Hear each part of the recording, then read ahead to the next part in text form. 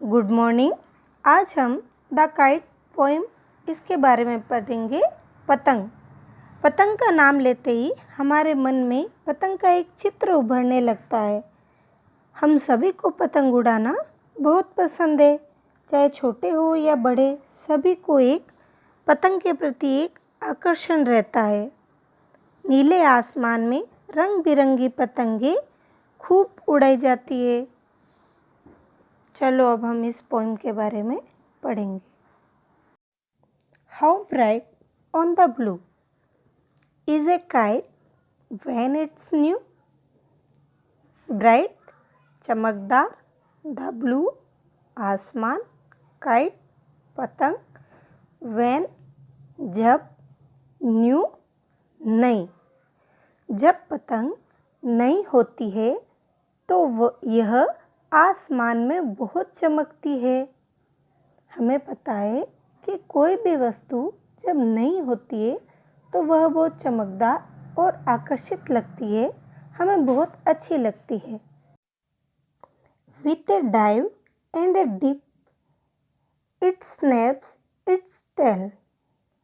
Dive गोता लगाना, deep डुबकी लगाना, स्नैप्स आवाज करते हुए चलना। गोता और डुबकी लगाते हुए पतंग अपनी पूंछ को जोर से आवाज के साथ हिलाती है। इसमें हमें बताया गया है कि जब पतंग नई होती है तो वह नीले आसमान में बहुत ही चमकती है, बहुत ही सुंदर लगती है, आकर्षित लगती है। और वह पतंग जब ऊपर आसमान में ऊपर उड़ती जाती है तो गोता और डुबकी लगाते हुए यह अपनी पूंछ को जोर से आवाज के साथ हिलाती है, जिसमें हम देखते हैं जब पतंग ऊपर की तरफ उड़ती है तो उसमें सर सर की आवाज आती है। तो यही इसमें बताया गया है। Then soars like a ship with only a sail.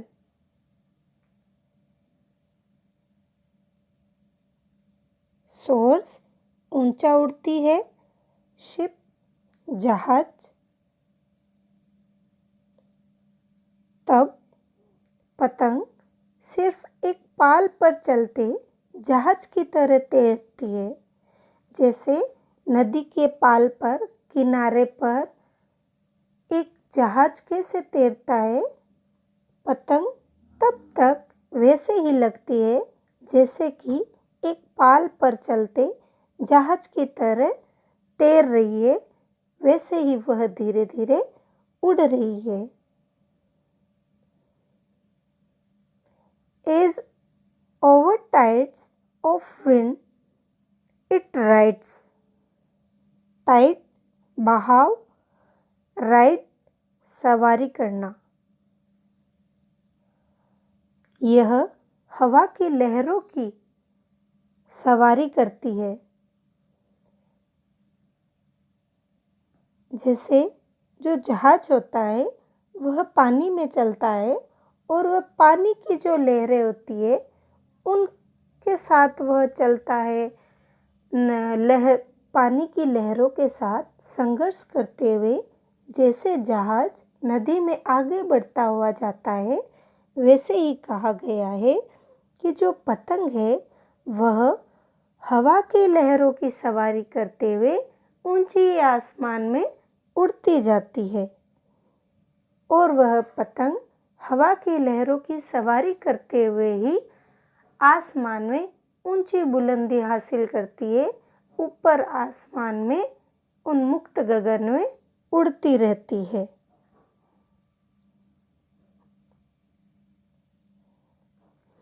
इस पैराग्राफ में यही बताया गया है कि तब पतंग सिर्फ एक पाल पर चलते जहाज की तरह तैरती है। जैसे जहाज नदी के किनारे पर धीरे धीरे चलता है, वैसे ही शुरुआत में पतंग गोता और डुबकी लगाते हुए यह अपनी पूंछ को जोर से आवाज के साथ हिलाती हुई धीरे धीरे ऊपर उठने की कोशिश करती है। और यह अंत में जैसे कि एक जहाज पानी की लहरों के साथ आगे बढ़ते हुए समुद्र या नदी में आगे बढ़ता जाता है, वैसे ही पतंग हवा की लहरों की सवारी करते हुए उन्मुक्त गगन में ऊपर आसमान में उड़ती जाती है और नई ऊंचाई हासिल करती है।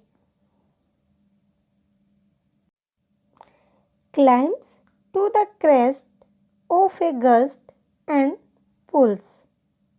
Climb चढ़ना, ऊंचाई, क्रेस्ट शिखर, गस्ट हवा का झोंका,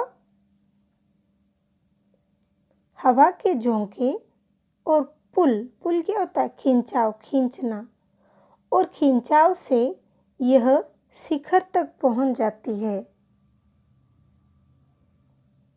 यानी इसमें बताया गया है कि हवा के झोंके और खिंचाव से यह शिखर तक पहुंच जाती है। Then seems to rest as wind falls. Wind हवा,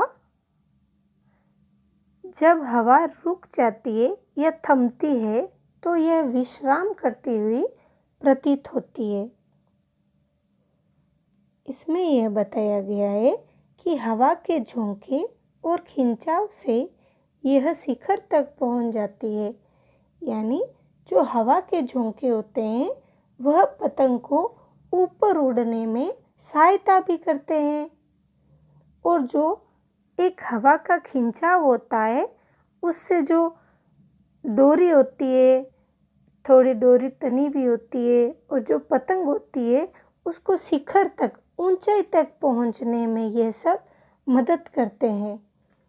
हमारे जीवन में भी यही होता है, उतार चढ़ाव आते रहते हैं। जो भी हमारे जीवन में होता है हमें उन सब से एक सीख लेनी चाहिए, एक शिक्षा लेनी चाहिए, और हमें उस काम को आगे बढ़ाना चाहिए।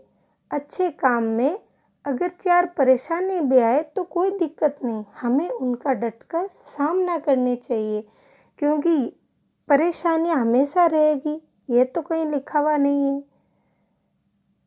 परेशानियां थोड़े दिनों की है, धीरे धीरे वह भी खत्म हो जाएगी।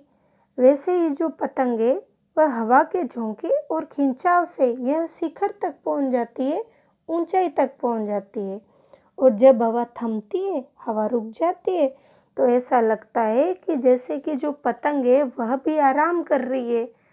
तो वैसे ही हमारे जीवन में कि जो संघर्ष है, जो परेशानियां हैं वह भी रुकती है, उस समय हमें भी आराम करना चाहिए। हमें हमारे जो कार्य है उसको निरंतर गतिमान बनाए रखना चाहिए। तो इसमें यही बताया गया है कि हवा के झोंके और खिंचाव से यह शिखर तक पहुंच जाती है। जब हवा थमती है तो यह विश्राम करती हुई प्रतीत होती है। When string goes slack, you wind it back. Slack ढीली, wind लपेटना। जब डोरी ढीली पड़ती है तो आप उसे वापस लपेटते हैं।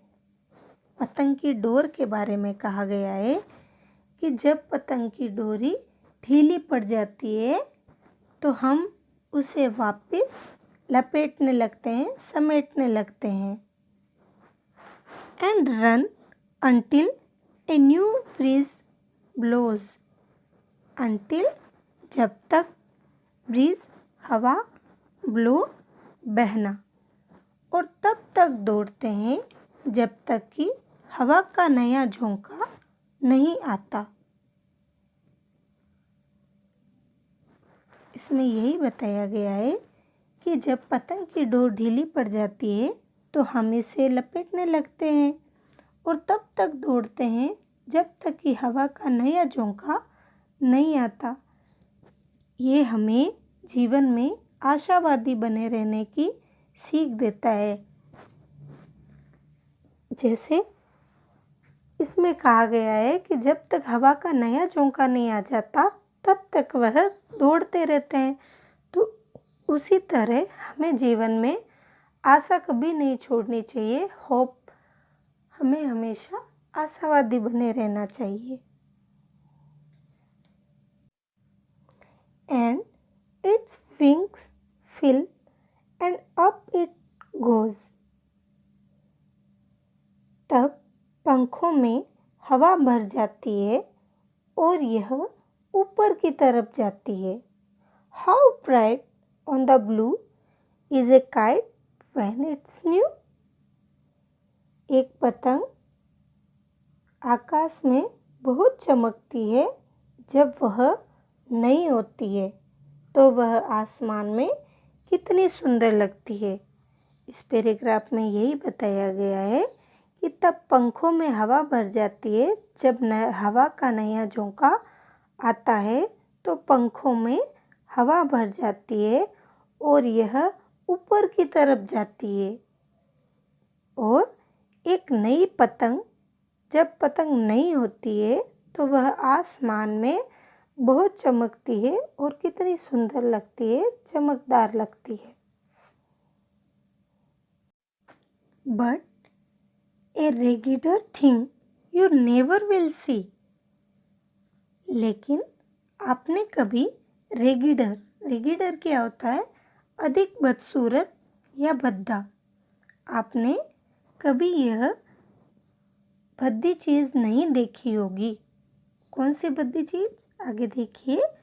When it flaps on a string in the top of a tree।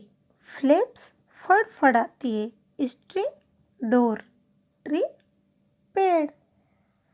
तो आपने इससे भद्दी चीज़ कभी नहीं देखी होगी जब यह किसी डोर में बंधी हुई किसी पेड़ पर फड़फड़ाती है। पतंग के बारे में आया है कि जब पतंग नीले आसमान में नहीं होती है तो बहुत चमकती हुई सुंदर लगती है। गोता लगाते हुए ऊपर आसमान में अपनी पूंछ को जोर से आवाज़ के साथ हिलाती हुई ऊपर उड़ती जाती है, और जब हवा थमती है तो वह भी विश्राम करती हुई प्रतीत होती है। और जब हवा का नया झोंका आता है तो उसके पंखों में भी हवा भर जाती है और वह ऊपर की तरफ उड़ती है। लेकिन जब आपने ये दृश्य, ऐसा कभी भद्दा दृश्य नहीं देखा होगा जब पतंग किसी डोर से बंधी हुई एक पेड़ के ऊपर फड़फड़ाती रहती है। जब वह किसी पेड़ के ऊपर अटक जाती है या फंस जाती है तो वह वहाँ फड़फड़ाती है। चलो बच्चों, आज हमने द काइट पतंग पोएम बहुत ही अच्छे से पढ़ी, क्योंकि सभी को पतंग उड़ाना बहुत ज़्यादा पसंद है। चाहे छोटे हो बड़े हो, पतंग सभी को उड़ाना बहुत अच्छा लगता है। और इस पाठ में भी पतंग के बारे में अच्छी अच्छी बातें बताई गई थी कि जब पतंग नहीं होती है तो वह आसमान में उड़ते हुए कितनी सुंदर, कितनी प्यारी लगती है। और हवा के झोंके और खिंचाव से यह ऊपर आसमान में ऊंचाई तक पहुंच जाती है। जब हवा थमती है तो ऐसा लगता है कि जैसे पतंग भी आराम कर रही है। और जब हवा का नया झोंका आता है तो उसके पंखों में भी जैसे कोई हवा भर गई है और वह ऊपर आसमान में उड़ती रहती है। और नई पतंग कितनी चमकदार लगती है, कितनी अच्छी लगती है। अच्छा बच्चों, स्वस्थ रहो, मस्त रहो।